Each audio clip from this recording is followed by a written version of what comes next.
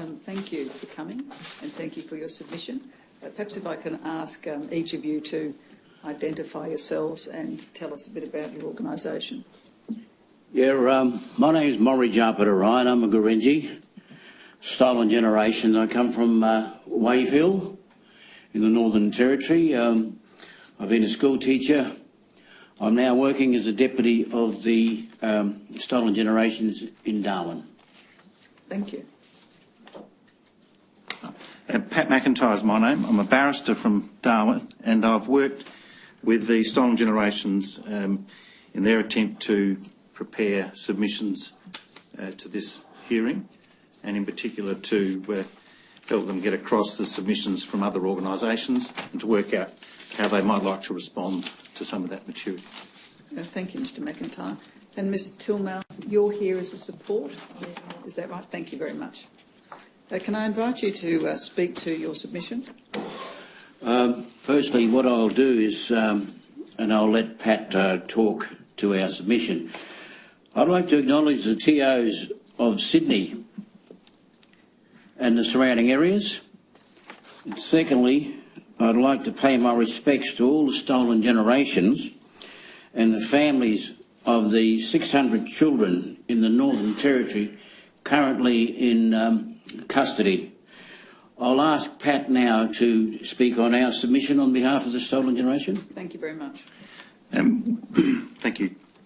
We're very conscious of the time constraints, but we think there are three matters that we could usefully focus on that lie behind the submission of the Stolen Generation of the Northern Territory and provide some context that we think the Commission may not otherwise get.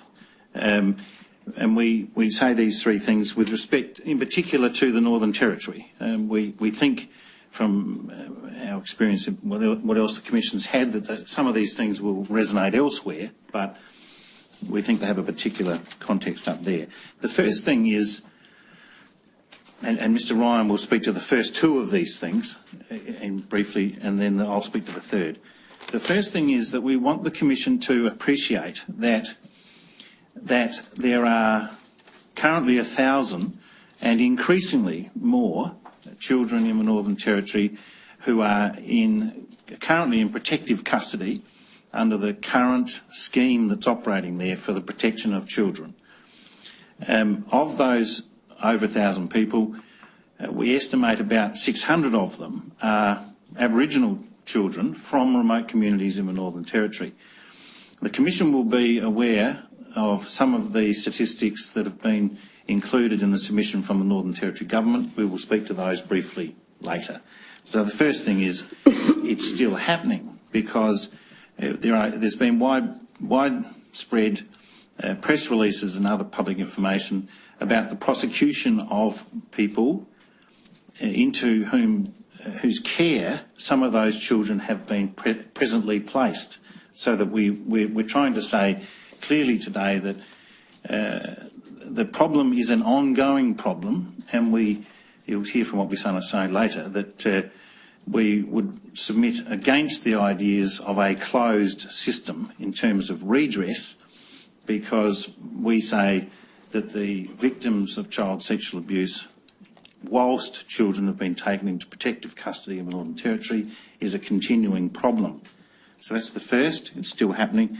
The second thing is the Stolen Gen wants to highlight a phenomenon that in our own internal discourse we call the fish trap, and it's a fish trap we think operating at both ends. From the system introduced by the Northern Territory Government, it can be simply described this way: if there are one of a number of circumstances affecting a child, the child will be taken into care, away from the family, away from the community.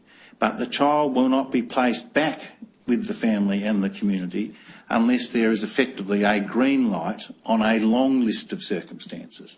And so it's very difficult for the children to get back.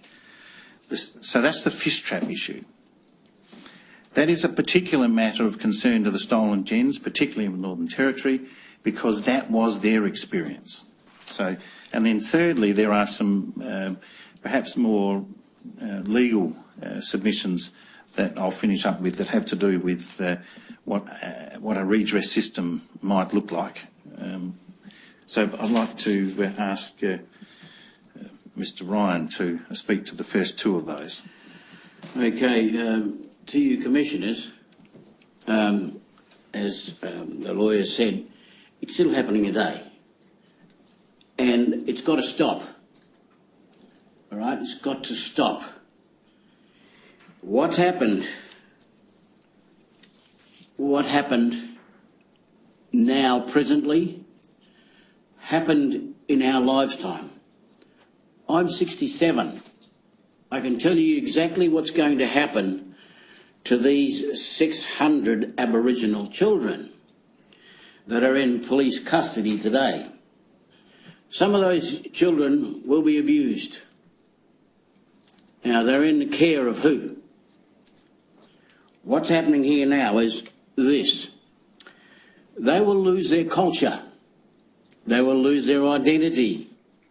They will lose their language, their law, their custom, their family. This happened 67 years ago to me. I had to go through a law, my law, which was taken off me. And it was done by the Clergy, which I'm part of, the Malian, and some of my family are those on the walk-off. There was also the Walpri and all those on the Victoria River. Had to take 60 years to go through this. This is what's going to happen to these children. This is what's going to happen to these children. The stolen generation itself, there was 7 institutions in the Northern Territory funded by the Commonwealth of Australia. 7 institutions, and each one of those institutions was run by churches.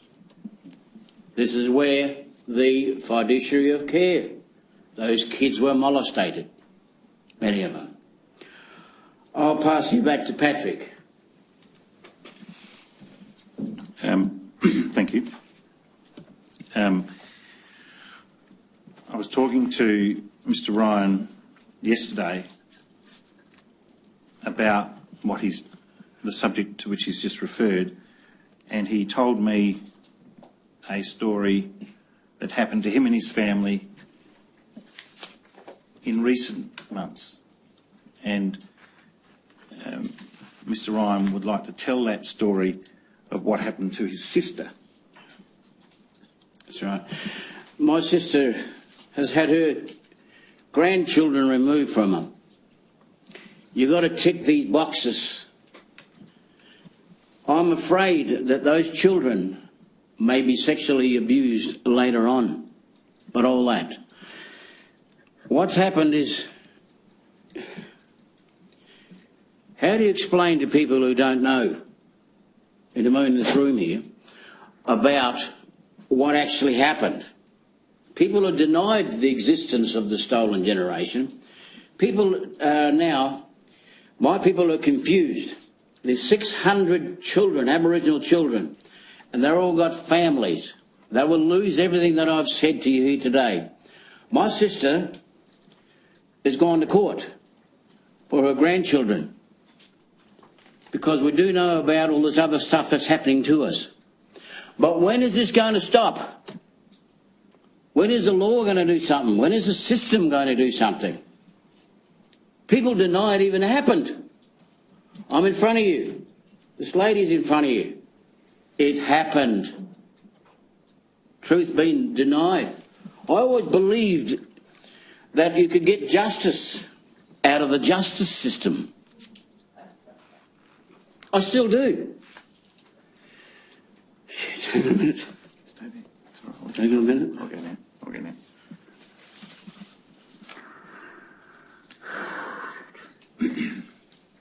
The stolen generations of the Northern Territory know that the issue of systemic protection of children from abuse involves the government in having to do something. And they know that it means in the Northern Territory, the stolen generations of the Northern Territory know, that that something should be something tailored to the context of the Northern Territory.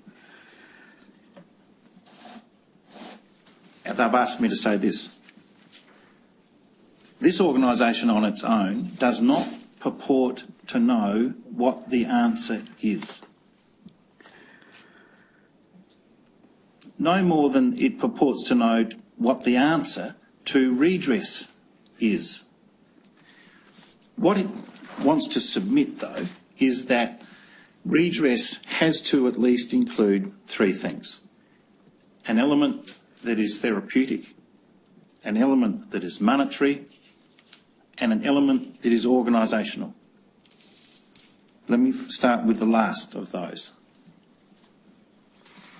Redress, systemic redress, in the context of this Commission, it is submitted, must include recommendations that mean organisational change for child protection agencies, for police and for DPP officers. Without those things, the stolen gen and their communities can't have confidence that a redress system is substantive. Therapeutic. The organisation takes no position, nevertheless supports much of what's been said in other submissions about the need for a therapeutic element to redress, but does say this, that that therapeutic element has been an important factor of the common law system for decades. For as long as we've had workers' comp systems in Australia, there have been therapeutic aspects of that system. For as long as we've had common law motor vehicle negligence cases, there have been components of damages awarded in respect of medical costs, both past and future. So the therapeutic thing, we say, should not be controversial. The monetary aspect of redress, the Stolen Gens NT say, ought itself also not be complex. The Stolen Gens organisation endorses some of the submissions included in the Law Council of Australia and the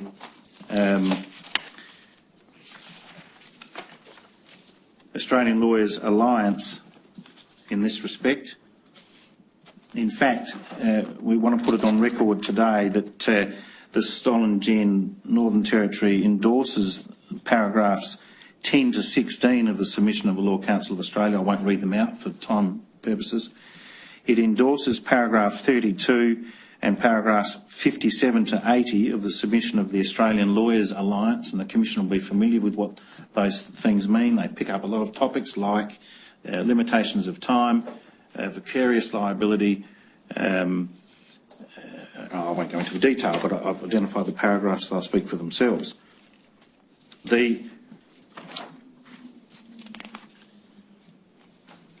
Mr. McIntyre. One more minute? Certainly. Thank you. The common theme, we think somewhere, I've said that we don't know what the answer is, but our submission is that the Stolen Gens NT thinks it has a very good idea about where the answer is. And they want to submit the answer to the complex questions of child protection and questions of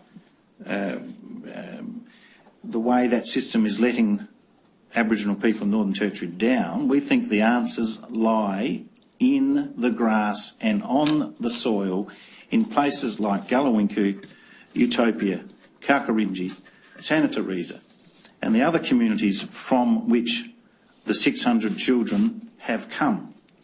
And in those communities, you've heard from Mr Ryan, there are extant systems of law and legitimised authority, and mothers, fathers, aunties, uncles, grandparents and other relatives long practised in child protection and long practised in working out what ought to be done in their community. And in the submission of the stolen gens, the Commission ought find a way to hear broader submissions from those communities and their Jurukai Dulkara and equivalents among their legal systems about how these things might be done according to law and according to the ordinary common law of Australia, rather than administrative schemes. Thank you. Mr McIntyre. Mr McIntyre, you spoke of there being continuing sexual abuse of children in an institutional context. Yes. In the Territory.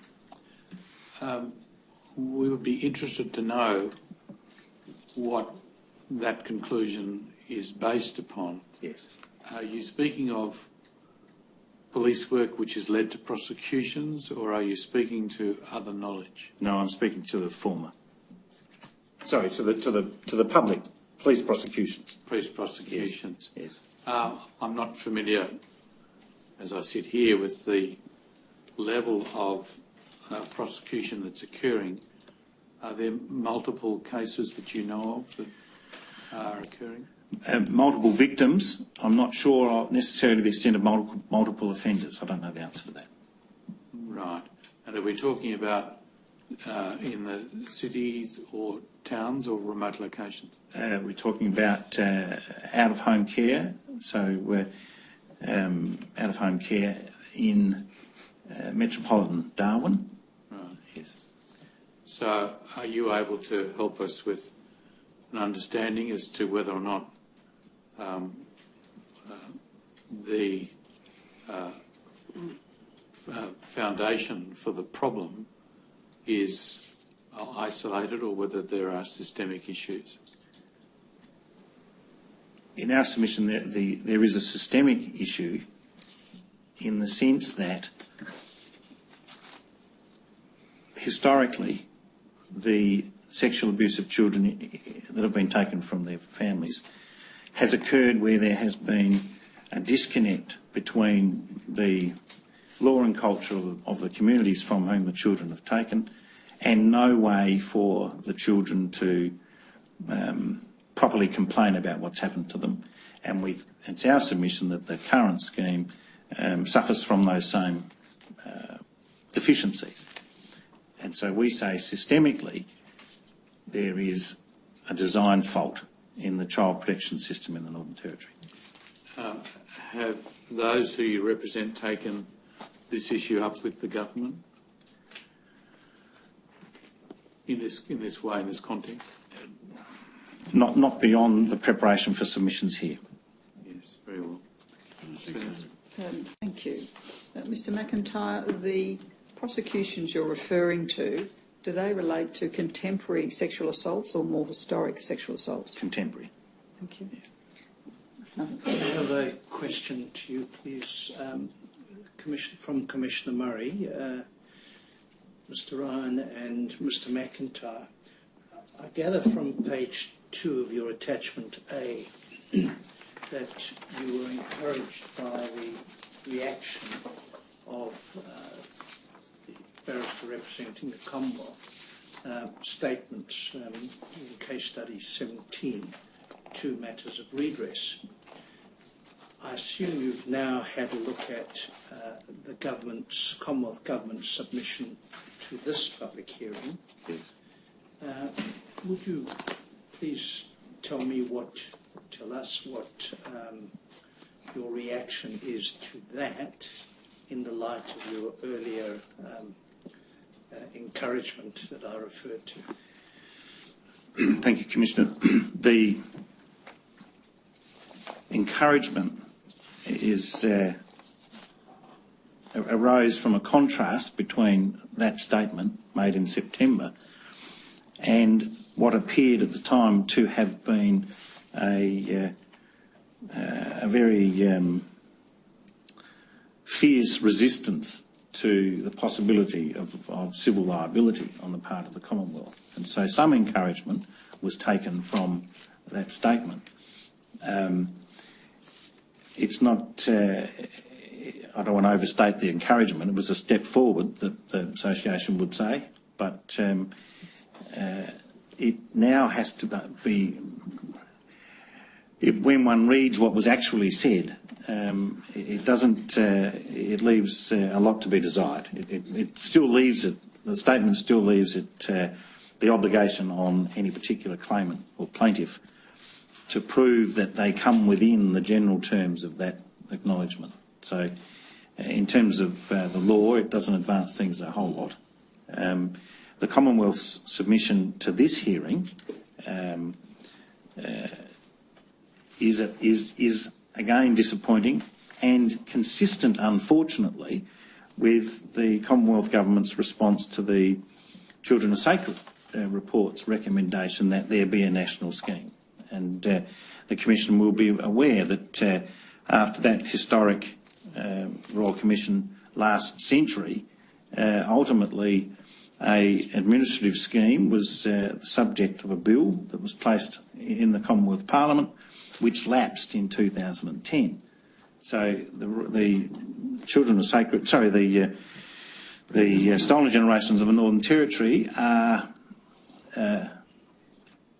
very cautious about whether or not anything would come out of any recommendations of this Commission, because the Commonwealth seems to be stating a position that, if played out in the Parliament, would leave little done in terms of redress, as was the case with the Stolen Generations report.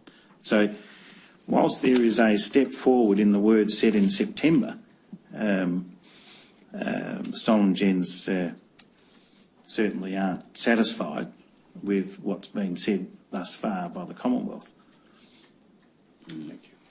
Can I add something? Look, there has been submissions previously and nothing got done.